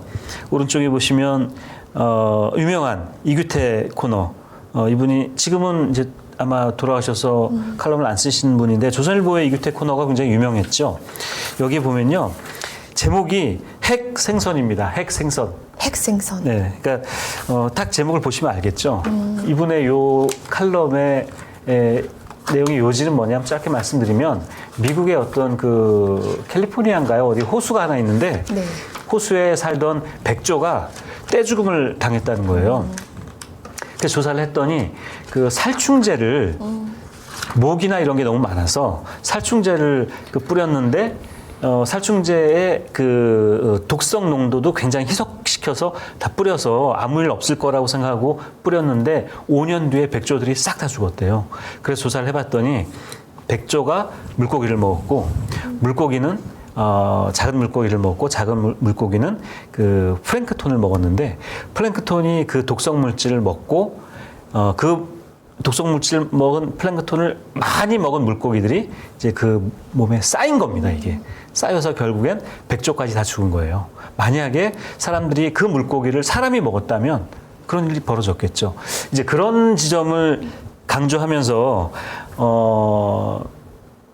살충제보다 비교할 수 없을 정도로 위험한 방사능 물질을 동해에 폐기하겠다는 러시아에 대한 규탄의 칼럼을 쓴 겁니다. 네. 이 규태 칼럼 저널리스트가. 사실 저는요 그런 생각이 들어요. 지금 인간 중심으로 돌아가고 있으니까 그렇지만 말 못하는 물고기들은 얼마나 황당할까요? 그렇죠. 자기들은 정말 원치 않는데 우리를 발살시키려고 네. 하나 네. 이런 생각도 들고. 자, 그래서 93년도 30년 전이지만 거의 지금과 비슷한 상황에서 조선일보가 딴소리하고 있는 걸 이제 보셨고요. 그렇죠. 와. 지금 이번에 후쿠시마 오염수 이 문제에 대해서도 사실은 2년 전에 좀 다른 소리를 했어요. 그렇죠. 네, 보겠습니다. 그래서 보시면 이게 21년도 4월 달 그 기사인데요. 이건 과거 거는 정말 30년 전이라고 하지만 이거는 불과 지금 2년 전이에요. 네. 네. 제목이 일본 생선 얼씬도마라는 제목으로 저 조선일보 얼씬도 마 하고 싶네요. 언론계. 예, 마트에서 일본산 수산물을 판매하지 않는다라는 이런 그 문구가 있는 팻말을 사진으로 찍어서 조선일보는 이때는 그 오염수로 인해서 생기는 그 일본 그 수산물의 문제를 지금 그 국민들한테 이렇게 널리 그 알리고 있는 그런 보도입니다. 네. 그리고 또 있죠? 네. 이거는 사설인데요. 4월 14일 그러니까 2021년 3월쯤에 일본이 방류를 하겠다라는 결정을 공식 발표를 했던 때였어요. 네. 그래서 그때 문재인 정부 때였죠. 문재인 정부 때 이제 그 정치권에서도 그 반대가 심했고 이 사설에서는 제목을 보시면은 일본 후쿠시마 오염수 방류 결정 인접국 불안을 배려하지 않았다. 일본이 이제 이렇게 얘기하면서 일본 정부가 다른 대안이 전혀 없어서 불가피하게 오염수를 방류한 것으로 보기는 힘들다. 그러면서 일본 정부가 성의만 있다면 비용이 더 들더라도 방류를 뒤로 늦출 수도 있었을 것이다라고 이제 얘기를 합니다. 그리고 삼중 수소가 걸러지지 않는다라는 사실도 조선일보가 사설에서 썼어요. 이렇게. 근데 아시겠지만 지금 그 일본이 이렇게 오염수를 바다에 방류하기로 결정한 이유는 다른 그 오염수 처리 방법이 있음에도 불구하고 방류하기로 결정을 한 거 아닙니까? 네. 비용 때문에. 비용을 아끼려고. 네. 그러니까 일본이 돈을 아끼겠다고 이거를 바다에 버린다는 게 이게 정말 말이 안 되는 거죠. 그러니까요. 네. 21년도까지는 이렇게 조선일보까지도 이런 그 오염수 방류에 대해서 반대를 했고요. 그 당시에는 아마 국민의힘도 반대를 했었던 걸로. 반대했죠. 국민의힘도. 규탄 결의문 이런 것도 맞습니다. 제가 낸 걸로 알고 있습니다. 네. 그때 김기현 지금 대표죠. 김기현 대표를 포함해서 여러 국민의힘 의원들이 그 국회에서 이렇게 나가서 권성도 의원도 있었고, 네. 뭐 정점식 의원 뭐 여러 그렇죠. 명 있었죠. 네. 네, 그때는 이제 국힘당. 새누리? 그때도 국힘당이 아니었나요? 국힘당도 이름이 반대하고. 하도 많이 바뀌어서 언제 어떻게 바꿨는지 이제 헷갈리고 있어요. 그렇죠? 네. 조선일보도 반대하고 다 반대를 했었는데 자 이제 23년이 되니까 정권이 바뀌니까 윤석열 정부로 바뀌고 윤석열 정부가 일본에 대해서 지금 굴욕적인 자세를 보이고 있고 굴욕적으로 그 일본의 방류 결정에 대해서까지 거의 뭐 오케이를 하고 이러니까 조선일보도 얼굴을 싹 바꿔서 문제 없다.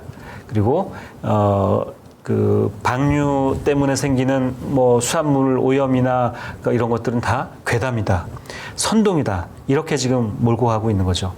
이렇게 입장을 바꾸는 게 이게 정말 그 언론이 처음에 제가 30년 전 거를 보여드렸는데 30년 자료를 제가 찾으면서 그런 생각까지도 했어요. 그래 30년 전이니까 또 그 상황을 잘 봐야 되겠구나. 그때는 너무 오래 전이니까 상황이 좀 다를 수도 있겠구나.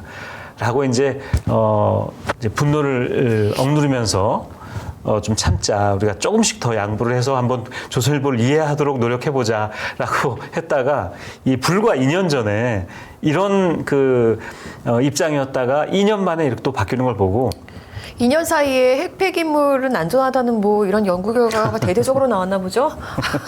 참나. 네. 그래서 그 조선일보뿐만 아니라 다른 언론 중에도 몇몇 언론들이 이런 언론들이 있습니다. 네. 그래서 그렇죠. 네. 그 우리가 언론을 볼 때 말 바꾸기를 하는 언론인지 아닌지 이 부분도 잘 봐야 된다. 사람이랑 똑같네요. 사람도 말이 그럼요. 얼마나 일관성이 있는지 봐야 되잖아요. 그럼요. 네, 언론도 마찬가지네요. 네. 그 신뢰를 까먹고 있는 거죠, 스스로. 그리고 이런 문제를 저는 언론계 스스로 또 언론 학계나 언론 단체들도 이런 부분들이 있으면 좀 강하게 문제 제기를 하고 지적을 해서 망신도 주고요. 그리고 이런 말 바꾸기 하는 언론이 가능하면 퇴출되도록 네. 해야 된다. 그렇지 않고는 우리 언론이 신뢰를 회복할 수 없다. 이렇게 생각합니다. 네, 알겠습니다. 네, 잠시 광고 보고 오겠습니다.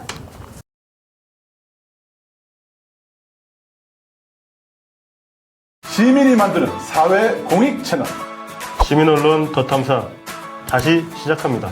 더 탐사를 응원하는 가장 스마트한 방법. 저렴한 가격, 전 제품 무료 배송, 더 탐사몰을 이용해 주세요. 쇼핑이 후원이다 더 탐사몰 하지 마요. 쇼핑이 후원이다 더 탐사몰.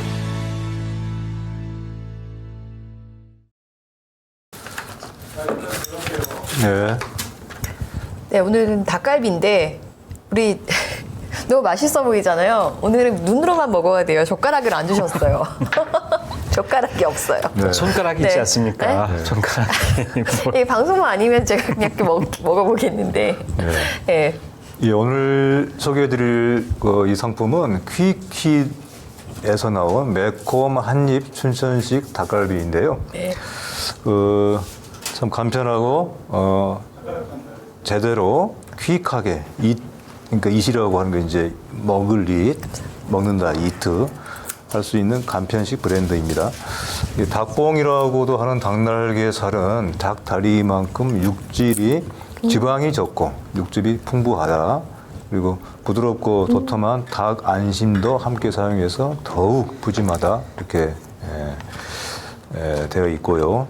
그 뼈가 없이 순살로만 되어 있어서 이름 그대로 매콤 한입이다.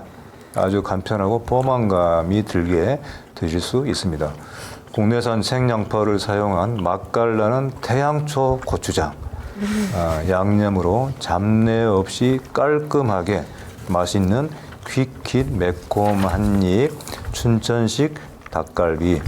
지금 더탐사몰에서 한 팩만 사셔도 무료 배송입니다. 특히 두 팩에는 20% 할인 가격으로 지금 제공되고 있다고 하네요. 그래서 350g짜리 한 팩에 1,600원. 네, 두 팩에는 20% 할인된 16,900원. 쇼핑이 후원이다. 더 탐사몰. 드셔보시죠. 네, 맛있어요. 네. 잘 드세요. 예. 전 보통 이명재 대표님 광고 이렇게 하실 때 나오면 잘 안 먹었거든요. 근데 한 번 먹어보고 몰래 한 번 먹어봤는데 너무 맛있어서 지금 계속 혹시 먹고 있는데. 그러네요. 지금 다 먹었어요. 제가 닭갈비를 참 좋아해요.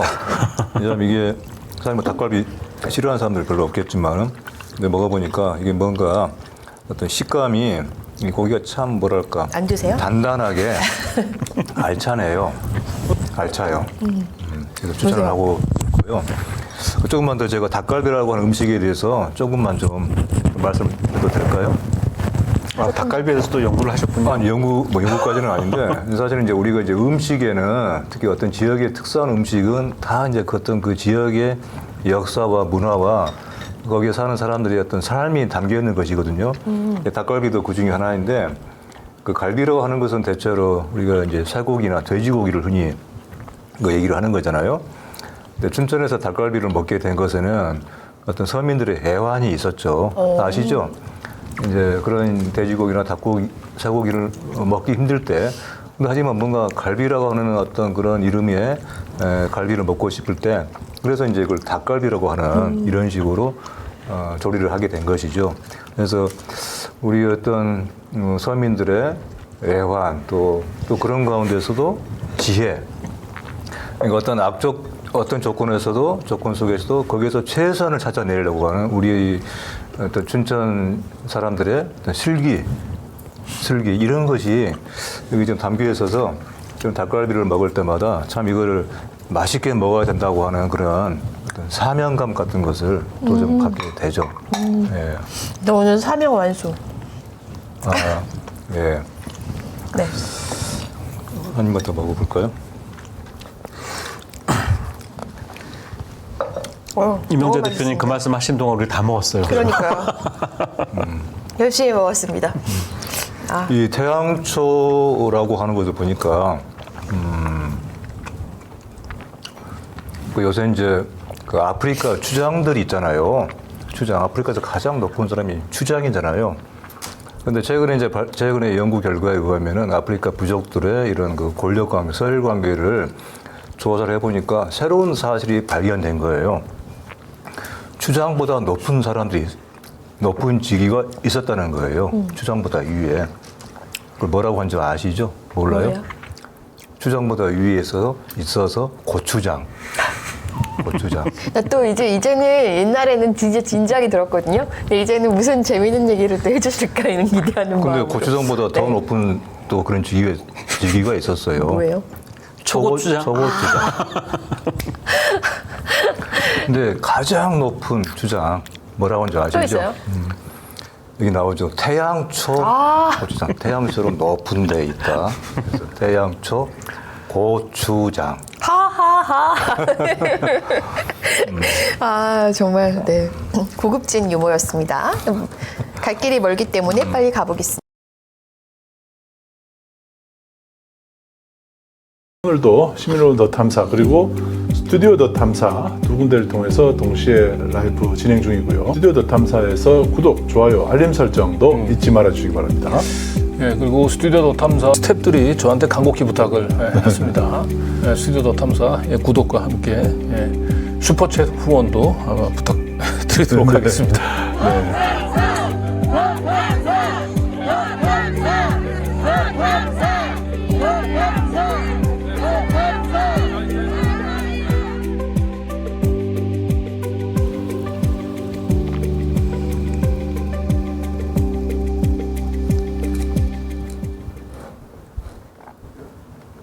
네, 민들레 기사인데요. 한국에선 못 보는 더 데이스, 미심쩍은 넷플릭스 해명. 이게 후쿠시마 사태 다룬 일본 드라마잖아요. 근데 이게 지금 한국에서만 방영이 안 되는 거죠? 네, 네. 네, 혹시 보셨어요, 두 분? 아니요, 저는 이런 드라마를 있다는 것을 이 기사를 보고 알게 됐어요. 아, 그렇구나. 네. 저도 유튜브에 예고편이 나온 게 있더라고요. 네. 네, 그것을 봤는데 되게 재밌을 것 같더라고요. 이 예고편을 봤더니. 네. 그래서 이거 언제 하나 저도 찾아봤는데 저 기사 찾아보니까 넷플릭스에서 방영 않기로 했다라고 그래서 한국에서만? 오, 네. 왜? 왜요?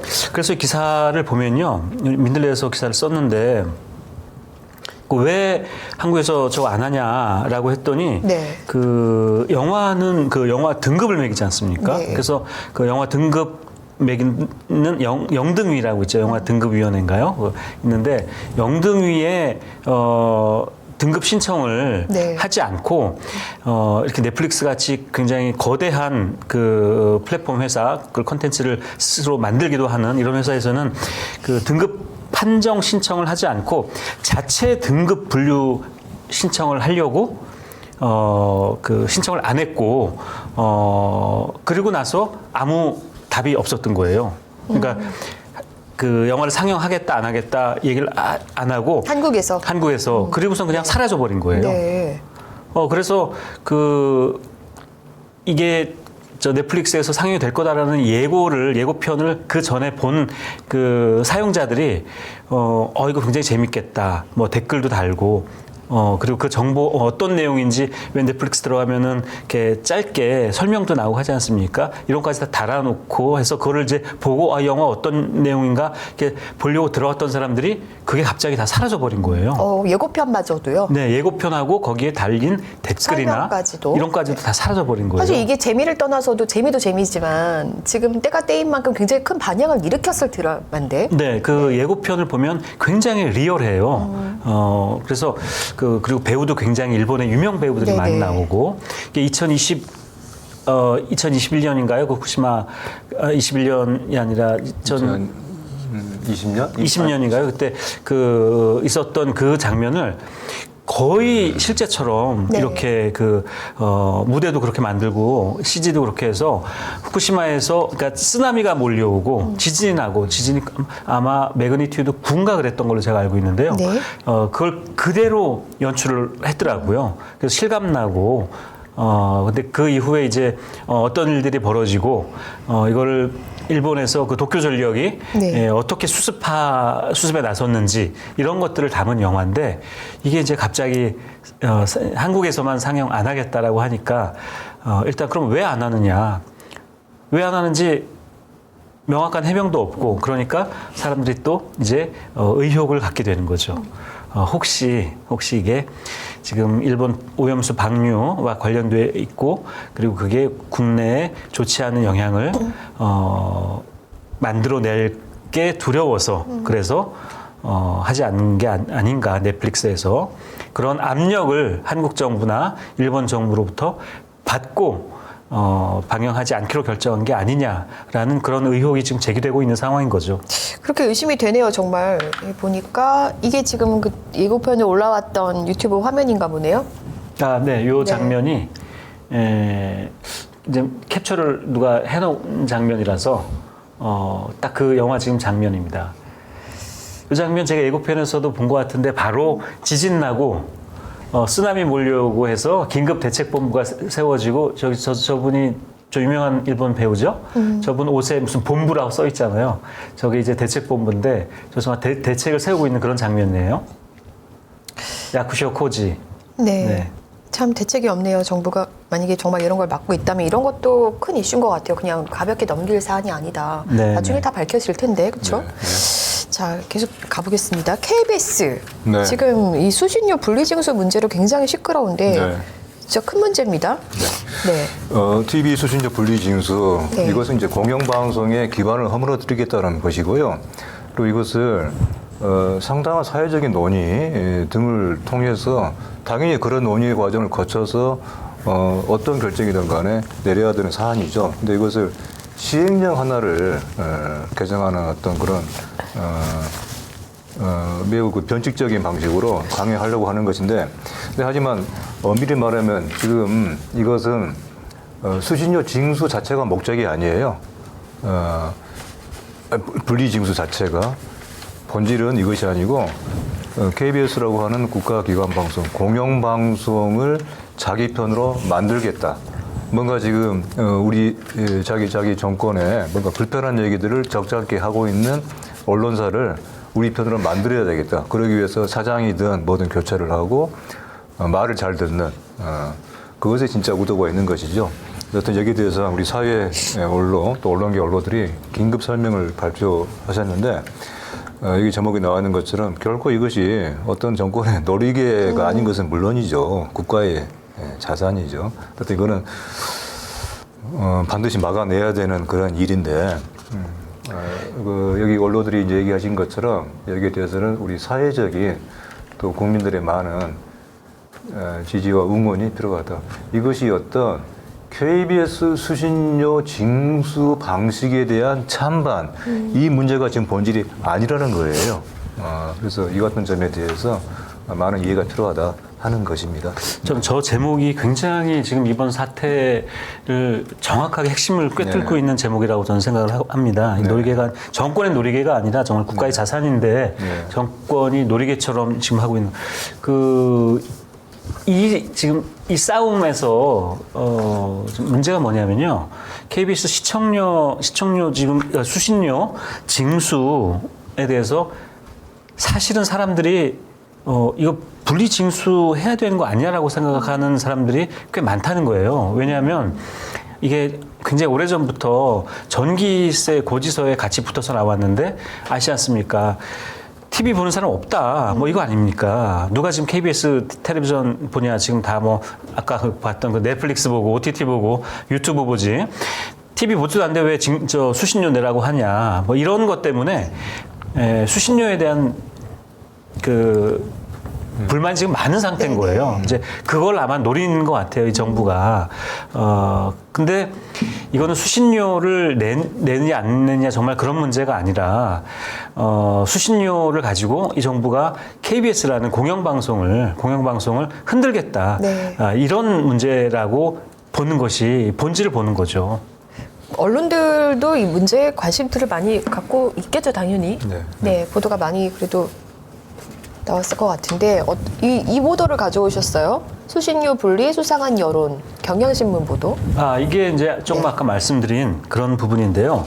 그 얼마 전에 이제 대통령실에서 아마 자체적으로 그 홈페이지를 통해서 여론조사를 한 걸로 제가 알고 있는데, 그 KBS 수신료 분리징수를 국민제한 홈페이지에서 이제 물어봤는데 거의 뭐 90% 넘게 분리징수에 찬성하는 그런 여론이 나온 거죠. 의외예요. 네. 저는 의외는 아닐 거라고 생각을 하는데 다 뭐 이렇게 원하긴 하니까요. 근데 어쨌든 그 여론조사가 좀 이상하더라라고 지금 경향신문이 오늘 아침에 지적을 한 겁니다. 그래서 같은 사람이 두 번 이상 댓글을 썼다든지 이렇게 해서 여론을 조작한 흔적이 있다. 이런 내용을 지금 경향신문이 오늘 일면에 다뤘더라고요. 네. 알겠습니다. 이 문제도 좀 더 소속들이 좀 봐야 될 것 같고요. 네. 이동관 씨 얘기로 좀 가볼게요. 이동관 씨 기사를 쭉 가져오셨어요. 4년 전 이동관 존재 자체가 압력일 땐 전화 말아야 내로남불. 그리고 셋째 딸 낙태병원 알아봐. 이동관 과거 남아설원 발언도 소환. 네. 네, 둘 다 이동관 경향신문 기사네요. 네, 이것도 경향신문 오늘 기사인데요. 이동관 씨는 이동관 씨라고 부르는 게 낫겠죠.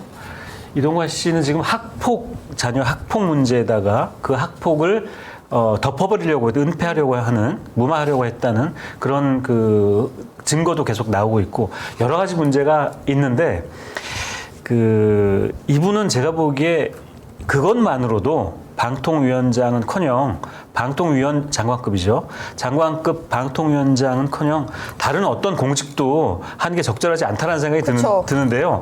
그거 말고 지금 계속 이동관 씨의 예전 발언이라든지 이동관 씨의 그 과거 공직 시절에 있었던 문제 이런 것들이 지금 계속 지금 나오고 있는 겁니다. 지금 앞에 지금 나온 그 위에 4년 전 존재 자체가 압력일 땐 전화 말아야 이거는 이분이 그 조국장 전 장관 딸 표창장 그리고 그 관련해서 유시민 전 노무현재단 이사장 그리고 김두관 그 의원에 대해서 이야기를 하면서 그 두 분이 이제 동양대 최성해 총장한테 이제 전화를 건 적이 있었잖아요. 조국 장관 그 표창장 문제 관련해서 최성해 총장이 그 연루돼 있지 않습니까? 근데 그거를 거론하면서 존재 자체가 압력일 땐 전화하지 말아야 된다라는 얘기를 했어요. 그런데 나중에 알고 보니까 이동관 씨가 하나고 이사장한테 전화하고 막 이런 전화를 했다는 거 아닙니까? 그렇죠. 그래서 이 제목이 지금 내로남불이라는 표현이 지금 나온 거예요.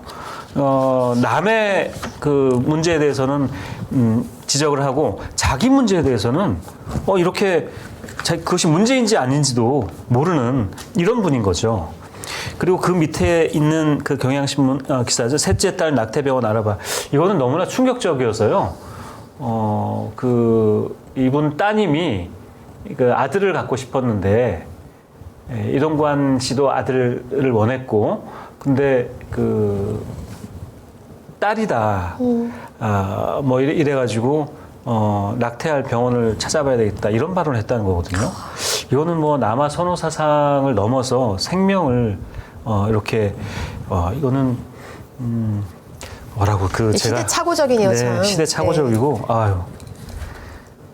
예. 자 그리고 또 하나가 있죠.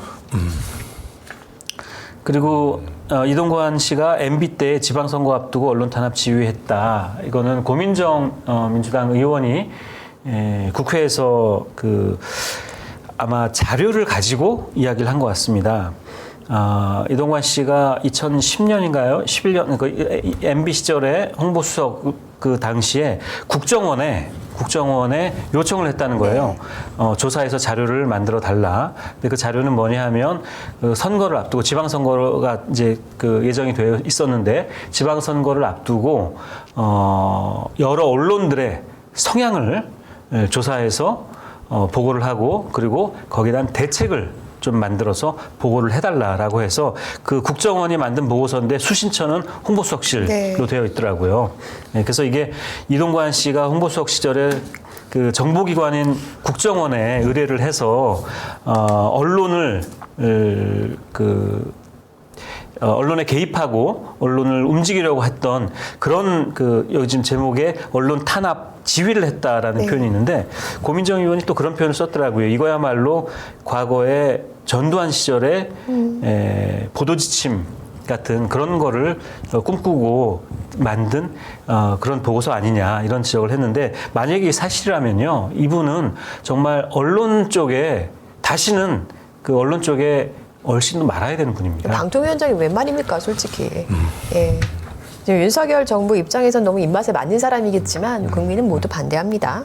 네. 계속 보면 지금 미디어 민들레에서 이동관 지금 키워드 같은 거 계속 살펴보고 계시잖아요. 네, 주간 키워드. 그런데 이동관 씨 이름이 부정어로 굉장히 많이 나왔군요.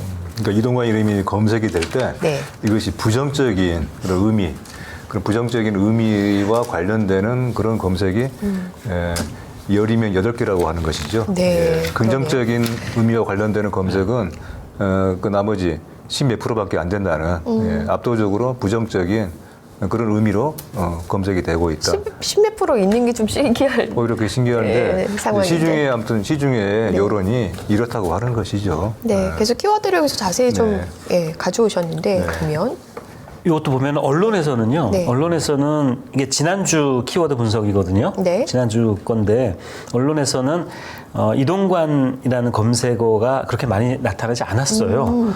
정유정 네. 그 아시죠? 네네네. 예, 그리고 감사원 이런 거를 이제 언론에서는 막 이슈화해서 언론에서는 이런 거에 언급량이 급증했는데 SNS나 커뮤니티 유튜브에서는 이동관 그리고 이래경은 민주당 혁신위원장 후보로 올랐다가 그만 네. 사퇴하신 분인데 이런 키워드들이 언급량이 급증했다는 거죠. 그러니까 언론이 만들어낸 또 여론과 SNS나 커뮤니티 유튜브에서 만들어지고 있는 여론이 역시 달랐다. 네. 이런 이야기고요. 그리고 지금 말씀하신 것처럼 압도적으로 82% 연관 검색어는 거의 대부분이 학폭 네. 이런 거였더라고요. 근데 계속해서 이렇게 SNS나 커뮤니티 여론과 언론과의 어떤 괴리가 느껴지는 게 참, 네. 이걸 다른 언론들도 좀 봐야 될 것 같아요. 이 민들레는 사실 이거를 보고 민들레가 하시지만 민들레가 청구할 게 아니라 다른 언론들이 좀 봐야 되는데, 그렇죠? 네. 다른 언론들은 아마 별로 보고 싶지 않을 것 같아요. 네. 귀 닫고 눈 네. 감고. 여론은 자기들이 만든다고 생각을 하지. 네. 어떻게 여론이 이런 SNS나 이런 플랫폼에서 그게 정말 바른 여론이냐. 그러니까 조선일보가 매일 이런 유튜브나 SNS에 가짜 뉴스 많다라고 하면서 그것은 여론이 아니다. 이렇게 이제 매도하고 있지 않습니까? 근데 정작 가짜 뉴스는 제가 보기에 제일 많이 만들어내는 곳이 언론일 수도 있다. 라는 거죠. 예, 그러니까 네. 이른바 레거시 미디어. 지금 이 언급량 추이 분석한 것도 이렇게 가지고 오셨는데 어마어마하게 지금 이동관 씨 그렇죠? 부정어가 늘어난 걸 볼 수 그렇죠. 있고. 그만큼 이제 이게 네. 불안, 걱정인 것이죠. 네. 언론을 친정권 언론으로 만들려고 하는 어떤 그런 움직임이 구체화되고 있고 강행되려고 하는 것에 대한 국민 일반들의 불안과 걱정인 거예요. 그렇죠. 네. 자, 그리고 이번 이제 조선일보 기사 가져오셨는데 원칙 세우니 건설 현장에 평화가 네. 왔다. 네. 아니 이런 또 무슨 네. 네, 제목만 봐도 지금 네. 뚜껑이 열리네요. 네, 제가 이제 설명하고 싶은 것은 이거예요. 지금 이제 원칙을 세우니 건설 현장에 평화 왔다라고 하는 조선일보 기사는 지난 3일자에 일면의 머릿 기사로 실린 기사예요. 네. 조선일보가 이제 펼쳐왔던 이런 건폭 추방, 건폭에 대한 일종의 말살이라고 해야 될 정도의 그런 반 건설 노조 네. 그런 캠페인을 정부와 함께 펼쳤죠. 그래서 그 결과 이렇게 건설 현장에 평화가 왔다고 하는 일종의 승전보와 같은 보도를 한 거예요. 나온 것처럼 건폭과의 전쟁 100일 만에 우리가 이겼다라고 하는 그런 자축을 하는 것과 같은 그런 보도이죠. 그런데 저는 왠지 정광훈 씨 설교 소리가 네, 들리는 것 같아요. 네. 우리가 그런데 이겼습니다.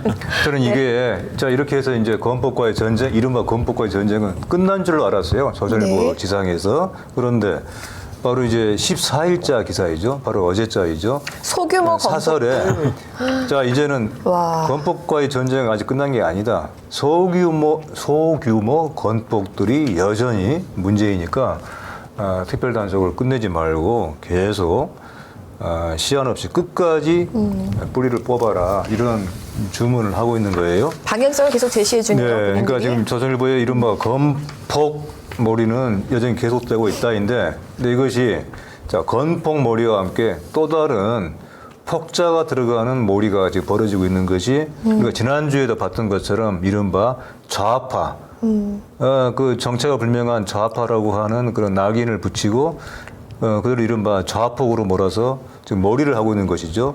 이것이 이것도 지금 어제의 칼럼인가요? 조선일보의 지금 논설 주간이죠. 논설 주간에 쓰고 있는 그들이 꿈꾸는 대한민국의 다른 100년. 이건 이제 두 가지 어떤 의미가 담겨 있는데, 이른바 반좌파, 이른바 좌파라고 조선일보가 규정을 한 좌파에 대한 반좌파. 또 하나는 다른 100년. 바로 지난주에 민들레 방송에 나왔던 그 이래경 이사장의 다른 100년이라고 하는 그 일종의 연구 단체이죠. 그 단체에 대한 또 일종의 좀 조롱, 그런 비난을 담고 있는 것이죠. 그렇죠. 내용을 좀 봤어요. 그래서 네. 그래서 한편에서는 자 이번엔 또 좌폭몰이다. 좌폭. 좌파라고 하는 폭력 집단을 막 좌폭으로 이렇게 이름을 붙여서 이제는 좌폭에 대한 대대적 공세를 정말 집요하게 펼치고 있는 것이다 라는 생각이 들고요. 네. 다른 100년에 대한 비판도 이제 이 안에 나오는데 우리 권지현 기자께서 지금 뒤에 쭉 아니 이게 100년이라고 사실 하는 이게 것을 보니까요. 네. 뒤에 보세요. 좌파는 100년 단위로 역사의 네. 의미를 부여하는 습관이 있다 하면서 뭐 그 대목이 시진핑은 있죠. 건국 100주년을 맞는 맞습니다. 2049년까지 미국을 추월한다는 중국夢을 제시했다. 그렇습니다. 그 꿈을 이루려는 중국의 분투 과정을 담은 책 제목이 100년의 마라톤이다. 이래경 씨 직함은 다른 100년 명예이사장이다.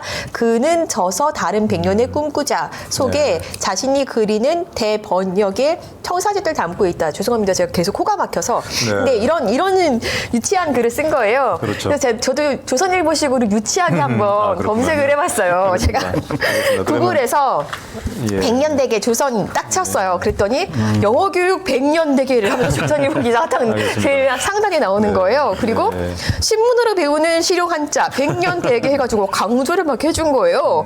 그리고 제가 100년 조선일보 또 검색을 또 구글에 또 해봤어요. 그랬더니 조선 100년제. 아니, 이 100년을 왜 이렇게 강조하고 왜 이렇게 의미를 두는 거예요? 네. 그리고 100년의 의미를 부여한 것도 보면 조선일보에서 11집을 통해 보는 북촌 100년의 역사 막 이런 기사를 내질 않나. 네. 박정희 대통령이 4번 다녀간 100년 집단 막 이런 식으로 해서 계속 100년을 네. 굉장히 의미를 부여하면서 기사를 낸 거예요. 100년은 오히려 조선일보가 더 네. 생기네요. 네. 그래서 이 논리대로 하면 조선일보가 네. 혹시 네, 그렇습니다. 자, 지금 이 글을 쓴 사람이 조선일보의 다른 사람도 아니고 논설 주간이네요. 네. 조선일보의 논지를 아마 이끄는 사람이라고 할 수 있겠는데, 자, 100년에 대한 이제 시비를 거는 겁니다. 100년이라고 하는 어떤 역사를 바라보는 시간 단위로서의 100년에 대해서 이렇게 이것은 좌파들은 이런 성향이 있다. 좌파라고 하는 규정도 그렇지만은 좌파가 100년 단위 역사의 의미를 부여한다고 하더라도 과연 그것이 무슨 시비를 걸 일인가. 어떤 하나의 시간, 역사를 바라보는 시간 단위가 길수록 그 사회는 시야가 넓어집니다. 이런 말이 있어요. 요한 호이징어라고 하는 유명한 이 놀이하는 인간, 유한의 인간을 쓴 유명한 네덜란드의 문명 사가이죠. 꼭 이런 말을 했어요. 어떤 생각이 멀리 내다보고 생각이 깊은 사람일수록 역사를 바라보는 시야가 넓어지고 그래서 그런 사람에게는 현대라고 하는 시간대가 단지 지금의 1, 2년이 아니라 10년, 20년, 50년, 100년으로 그래서 그 시간의 폭이 얼마냐 이만큼 그 사람의 안목과 역사를 보는 시야가 깊다 이렇게 얘기를 했어요.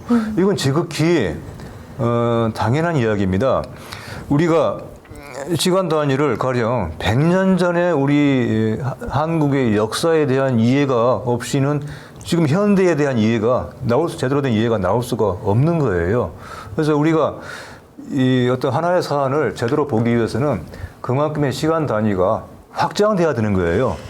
그런데 마치 이렇게 시간 단위를 100년 단위로 보는 것 자체가 문제인 것으로 본다. 아무리 이른바 좌파를 공격하려는 마음이 있다 하더라도 이런 식의 무지하고 반지성적인 얘기를 해서는 안 되는 것이죠. 또 하나는 자 여기에는 예컨대 이런 게 있어요. 지금 다른 100년이라고 하는 그 연구 집단 매우 우리 사회의 장기적인 시야에서의 미래를 좀 전망해보고 준비해보려고 하는 다른 100년의 문제의식에서 왜 다른 100년인가? 그것은 지나간 100년에 대한 철저한 진단과 평가예요. 그렇다면은 지나간 100년을 우리 한국 사회에서 이제 몇 가지로 규정을 한다고 할 때 그 지나간 100년 중에 가장 대표적인 오역의 역사가 뭐였죠? 아마 그 중 하나로 우리 언론사, 특히 그 중에서도 1920년에 창간된 바로 조선일보. 예, 이 신문. 네. 이 신문이 보여온 지난 100년사야말로 가장 오역의 역사 중에 하나이겠죠. 혹시라도 지나간 100년 사에 대해서 스스로 떳떳하지 못한 그런 어떤 그 마음이 심사가 이같이 100년이라고 하는 말에 대해서 이렇게 좀 얼토당토하는 네. 있습니다. 전혀 엉뚱한 이 같은 시비로 나타난 것이 아닌가 싶은데 네. 이 기사의 마지막 사절의 칼럼의 마지막이래요. 머리털이 곤두설 정도로 으스스해진다. 이런 글을 보는 사람들의 마음이야말로 정말 머리털이 곤두설 정도로 으스스해진다. 그쵸. 그렇게 얘기를 하고 네. 싶네요. 그리고 뭐 민주화 이제 어떤 항쟁이나 민주항쟁들에 대해서 이게 고등학교 교과서에 실린 것들을 또 비판하고 있잖아요. 이게 뭐 산업화나 이런 것보다 더 앞서서 있고 더 분량이 많고 이런 식으로 민주화의 수혜를 너무 보고 계세요. 지금 조선일보가 그렇죠? 그렇죠. 네. 역설이죠, 그것이. 그러니까요. 자, 이렇게 좀 답답한 기사들을 많이 봤는데 그래도 좀 좋은 기사도 뽑아 오셨죠? 예. 네, 어떤 기사인가요? 마무리는 훈훈하게 이제 좋은 기사 그렇게 순서를 잡으셨군요. 그래도 좀 열을 식히고 네, 우리가 또 네. 네, 잠자리에 드셔야 되니까. 야, 네. 그게 또 깊은 뜻이 있어. 네. 저는 아까 최악의 기사만 하고 나쁜 기사, 아니, 좋은 기사 얘기를 안 하시길래 그냥 건너뛰나 했는데. 그럴 리가요. 정말 네. 생각이 깊으세요. 제가 보기보다 그렇습니다. 네, 법치주의는 권력을 통제하는 원리다라는 기사인데, 대전일보 기사입니다. 네. 저도 대전일보 지역신문이잖아요. 지역신문 대전일보 기사의 칼럼을 가지고 오게 될 줄은 몰랐는데, 제가 뭐 대전일보를 구독하거나 막 열심히 찾아보는 건 아니고요. 사실은 제 SNS에 어떤 분이 이 칼럼을 올려주셨어요. 뭐라고 올려주셨냐면 아무 말도 안 하고 올려주셨어요. 그래서 이게 뭐지 하고 저는 열어봤는데 정말 그 좋은 칼럼이에요. 그래요. 어떤 내용인가요? 특히 지역 언론인데, 네. 예, 우린 지역 언론 잘 이제 관심 있게 안 보는데 아무튼 이 내용은 뭐냐면요. 법치주의란 무엇인가? 사람들이 이분이 이제 어떤 TV 토론을 봤는데 어떤 분이 그런 얘기를 했다는 거예요. 판사인데 그 법치주의는 국민들이 법을 잘 지키도록 하는 게 법치주의다라고 얘기를 했다는 거예요. 그걸 보고 이분이 깜짝 놀랐다는 겁니다. 아니 무슨 판사라는 분이 저렇게 한심한 얘기를 하는 거냐라고 생각해서 쓰신 글이에요. 판사 이름이 구창모입니다. 대전지법 부장판사인데 가수 이름인데. 구창모라는 가수를 아세요? 어머, 제가 왜 알죠? 그럴 리가. 어머, 들었나 봐요, 어디선가. 그러게요.